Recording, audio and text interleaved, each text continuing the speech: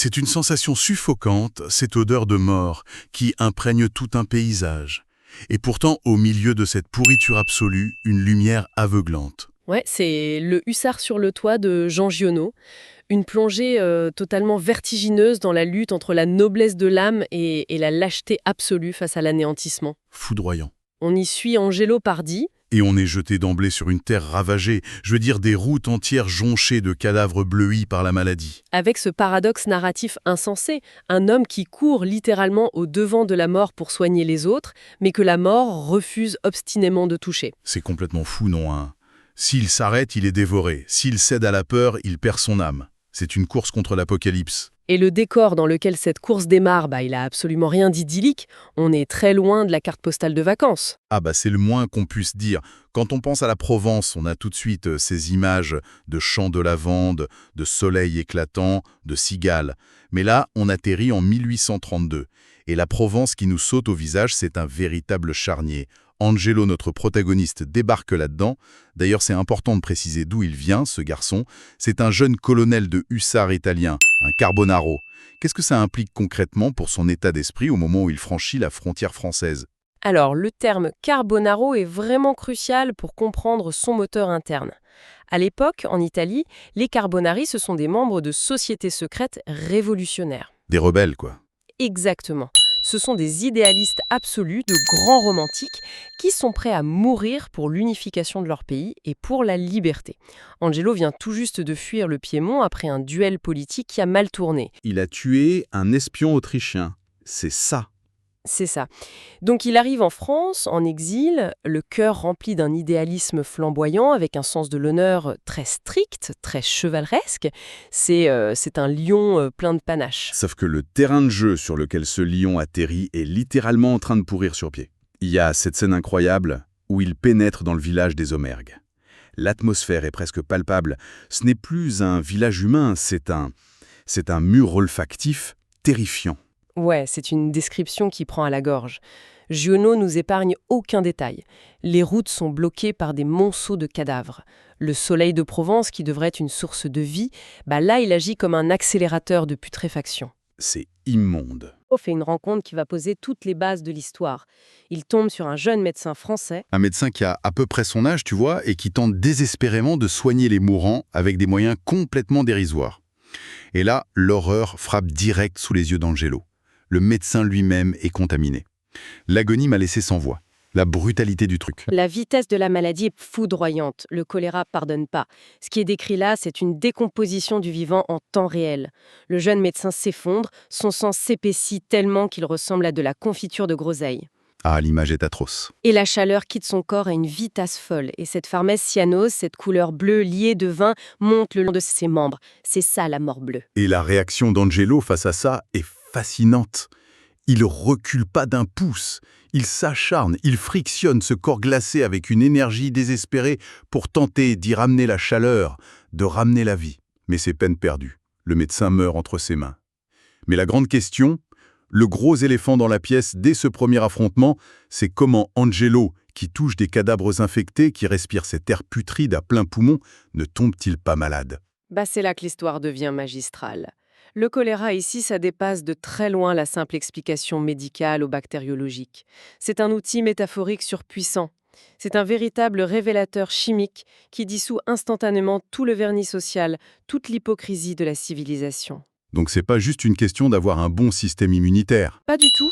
La vraie maladie, le vrai fléau de cette société, c'est la lâcheté. La maladie attaque l'âme bien avant de détruire le corps.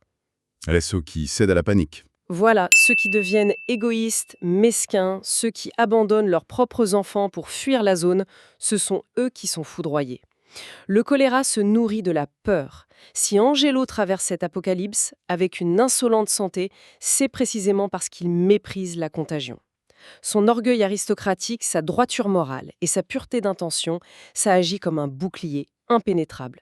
Il n'a pas peur de la mort, donc la mort n'a aucune prise sur lui. Ce qui rend cette idée de survie par la pureté et par l'abondance vitale encore plus frappante, c'est quand on se penche sur l'état d'esprit dans lequel Jean Giono a créé ça.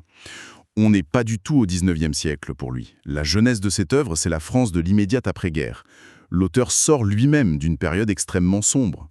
Faut vraiment imaginer la situation de Giono à la fin de la Seconde Guerre mondiale. Il sort de prison.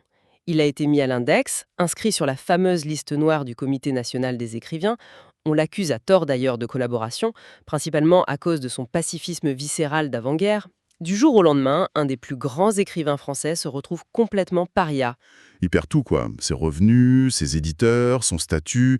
Il est ostracisé, enfermé dans un silence forcé par un milieu littéraire qui a juste décidé de l'effacer de la carte. Sansinade sociale, c'est quoi sa réaction?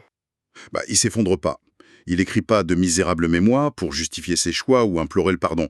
Il contre-attaque. Et avec une violence créatrice inouïe. Il imagine une œuvre titanesque, une série de 10 romans, une décalogie de plusieurs milliers de pages. C'est une vraie frénésie. J'ai vu qu'il pondait ça à un rythme hallucinant, parfois 100 pages par mois. Il inonde ses propres tiroirs de manuscrits.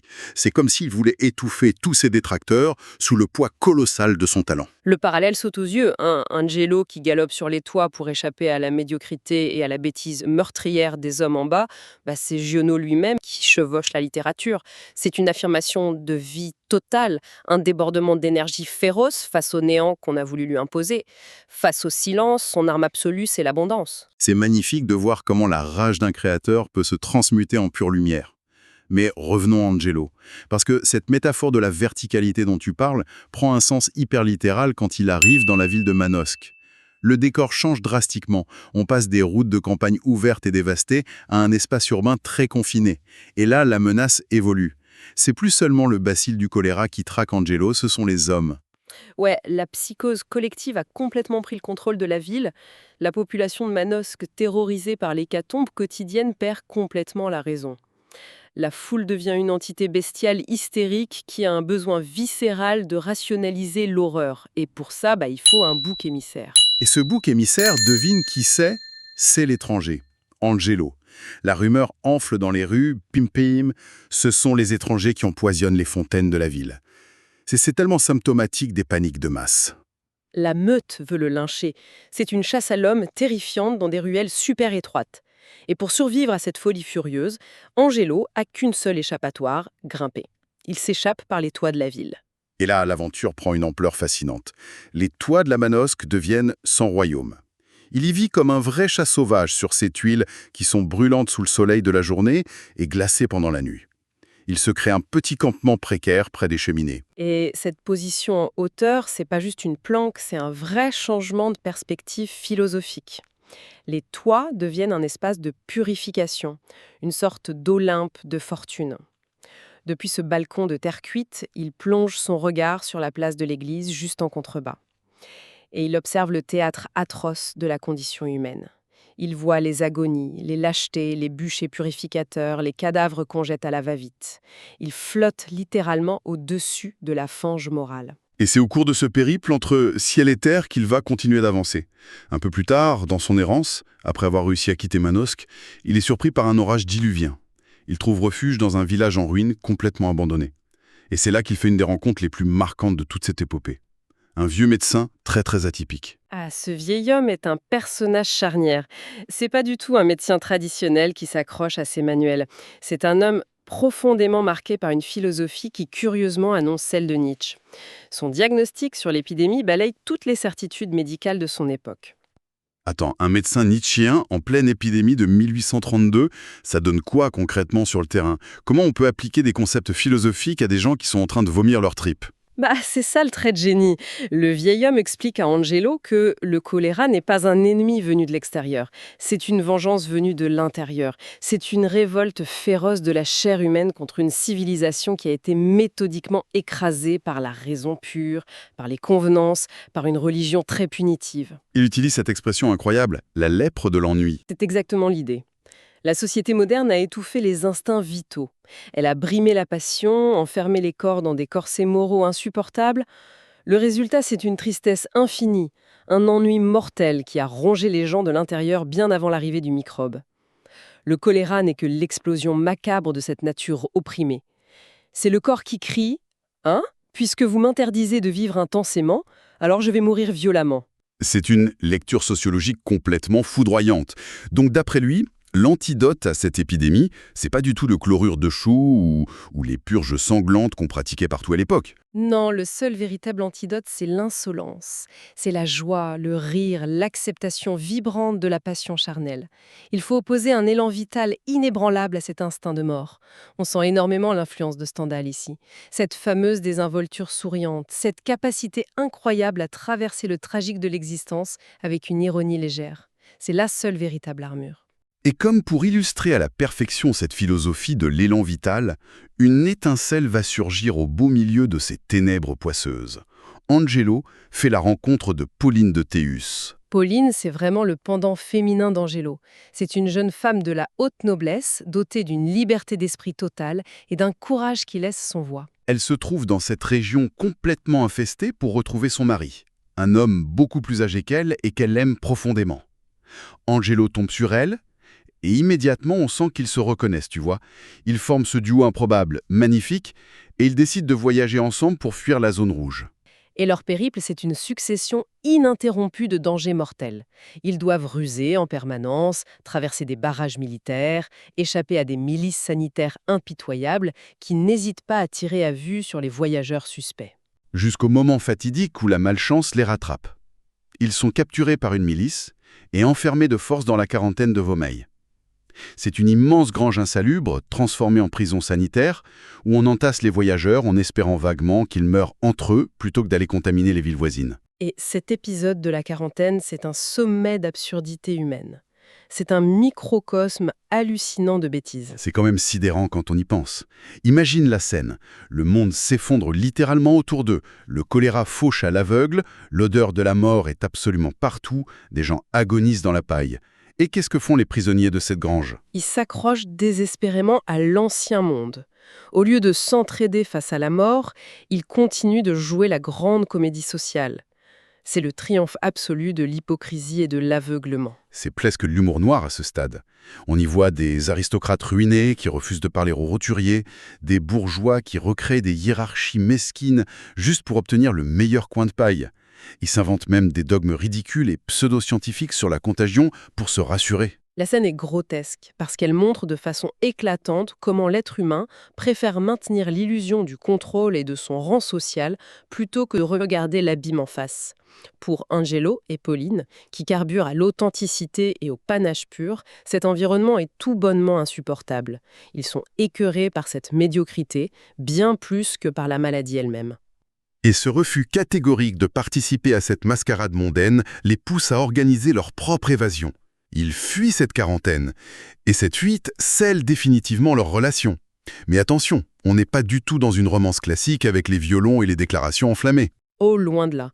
Leur lien est d'une complexité fascinante. Ils restent chastes du tout début à la fin.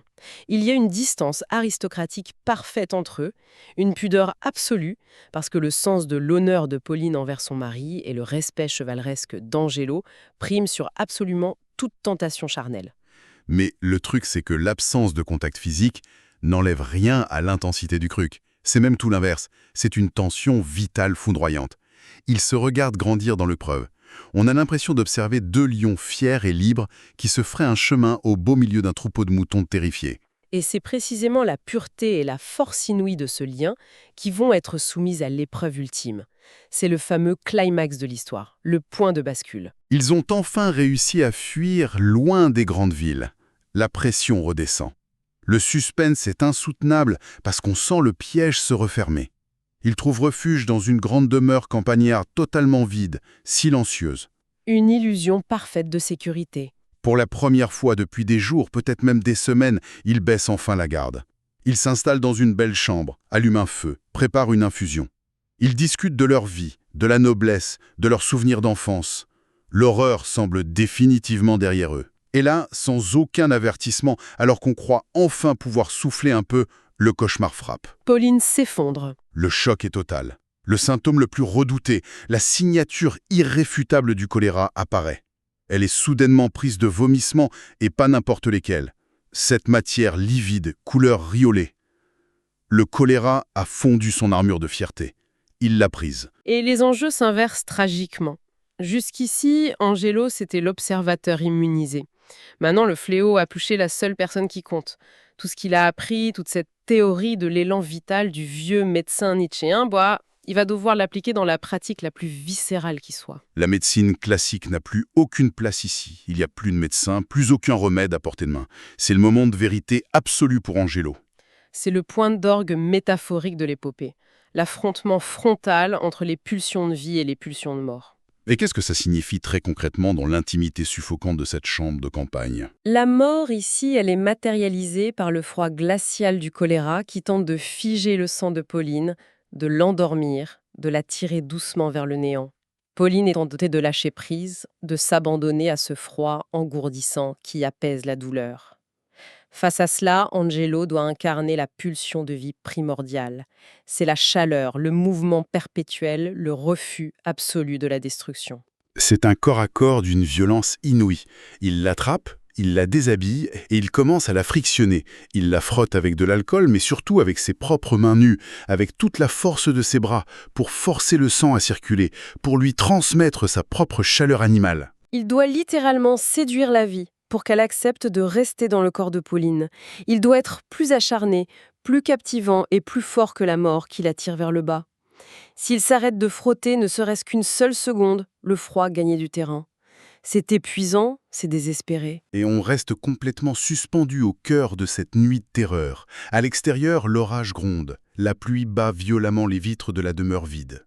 À l'intérieur, le bruit terrible de l'agonie et la respiration haletante d'Angelo. Et au bout d'un effort surhumain, Angelo n'en peut plus. Ses forces l'abandonnent. Ses doigts sont littéralement noircis, brûlés par le frottement continu sur la peau de Pauline. Il s'effondre, vaincu par l'épuisement, et tombe lourdement sur le ventre glacé de la jeune femme. Le silence retombe enfin. Va-t-elle survivre à l'aube? Angelo a-t-il, par cette proximité totale et charnelle avec la maladie, fini par contracter la mort bleue? Quiconque écoute cette histoire n'a qu'une seule chose à faire: ouvrir le livre pour découvrir si l'élan vital l'emporte sur l'abîme. Et au-delà de ce dénouement haletant, cette histoire vertigineuse de confinement et de fuite soulève une question obsédante. Face à nos propres isolements modernes, face à cette fameuse lèpre de l'ennui qui fige parfois nos sociétés, l'imagination féroce, le refus de la peur et le courage d'affronter notre propre intériorité ne sont-ils pas finalement les seuls véritables antidotes pour ne pas mourir de l'intérieur ? Tiens, justement, ça me fait penser, j'ai une bonne nouvelle pour vous qui nous écoutez. Ce livre est disponible sur Audible et vous pouvez le récupérer gratuitement en cliquant sur le premier lien dans la description. L'idée, c'est vraiment des narrations très immersives. Une narration professionnelle, bien incarnée, ça change absolument tout. La personne ne fait pas que lire, elle interprète, elle donne vie au texte. Ah tiens, super, en plus de la vidéo, il y a un livre audio. Si on veut juste le livre, le lien pour récupérer votre livre audio se trouve dans la description de la vidéo. Si vous avez apprécié le contenu, n'hésitez pas à laisser un petit pouce en l'air et à vous abonner à notre chaîne YouTube pour ne rien manquer des prochaines vidéos. Pour ma part, je vous donne rendez-vous très bientôt pour une prochaine vidéo. En attendant, je vous souhaite une excellente fin de journée ou une agréable soirée et à très vite.